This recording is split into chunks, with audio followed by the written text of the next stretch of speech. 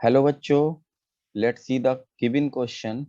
The question is compare carbon single carbon bond length X of C2H4 in Z salt and carbon single carbon bond length Y of C2CN4 in KPTCl3C2CN4।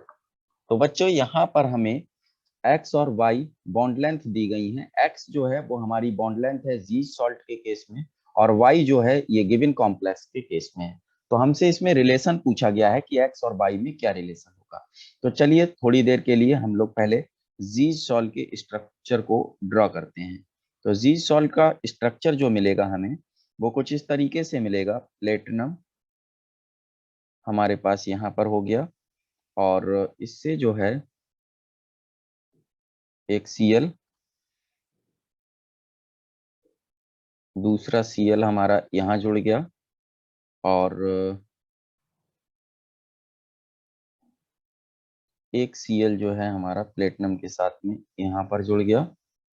और एक side में हम ये कह सकते हैं कि यहाँ पर हमारे पास जुड़ा हुआ होगा CH2 डबल बॉन्ड CH2। ठीक है ना, ये हो गया हमारा जी सॉल्ट का स्ट्रक्चर। ठीक, और जो हमें कंपाउंड दिया गया है वो क्या दिया गया है, ये जी सॉल्ट है, जी सॉल्ट। और इस जी सॉल्ट की जो बॉन्ड लेंथ दी गई है हमको वो एक्स दी गई है। दूसरा कंपाउंड हमको दिया गया है के पी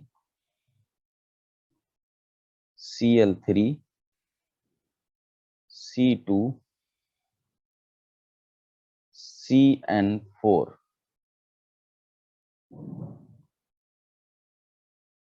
ये कंपाउंड दिया गया है और इसकी जो बॉन्ड लेंथ हमें दी गई है वो दी गई है y। ठीक है, अब हमें यहाँ पर इनकी बॉन्ड लेंथ को कंपेयर करना है। तो एक्चुअली यहाँ पर होगा क्या, इसमें डी पाई इलेक्ट्रॉन, ये जो प्लेटिनम है इसका D pi electron, D pi electron, इस प्लेटिनम का भी डी पाई इलेक्ट्रॉन है ना, ये ट्रांसफर होगा P pi orbital of carbon. ये जो कार्बन है इसके पी पाई ऑर्बिटल। ठीक है, इस कार्बन के पी पाई ऑर्बिटल पर ट्रांसफर होगा। ठीक है ना, तो ये जब ट्रांसफर होगा तो इस तरीके से जो हमारी बॉन्ड लेंथ होगी प्लेटिनम और कार्बन के बीच की, वो क्या होगी, इलोंगेटेड होगी, मतलब लंबी होगी, बढ़ जाएगी। और इसी को हम लोग बोलेंगे बैक बॉन्डिंग। क्या बोलेंगे, बैक बॉन्डिंग। तो यहाँ पर ये बैक बॉन्डिंग हो गई। अब अगर हम ये देखें कि यहाँ पर जो कार्बन है हमारा, उस वो कार्बन हमारा हाइड्रोजन से जुड़ा है, जबकि यहाँ पर जो कार्बन है हमारा सीएन से जुड़ा हुआ है। ये वाला कार्बन हम ले रहे थे तो ये सीएन से जुड़ा हुआ है। ठीक है ना, अब यहाँ पर हम कंपेयर करेंगे इलेक्ट्रोनेगेटिविटी का कि कौन ज्यादा तेजी से उसको अट्रैक्ट कर पाएगा।